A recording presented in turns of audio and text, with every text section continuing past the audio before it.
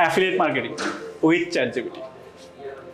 আমরা কিন্তু অ্যাফিলিয়েট মার্কেটিংয়ের একটা বিশাল পার্ট হচ্ছে আমরা চ্যাট জিপিটির সহায়তায় আমরা সম্পূর্ণ করতে পারি।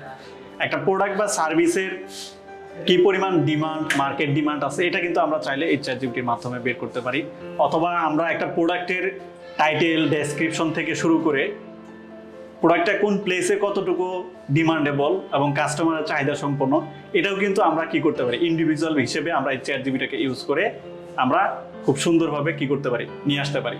একটা ইন্ডিভিজুয়াল প্রোডাক্টের ডেসক্রিপশন লিখে আপনি সার্চ করেন, চ্যাট জিপিটি খুব সুন্দর করে একটা ডেসক্রিপশন লিখে দেবে।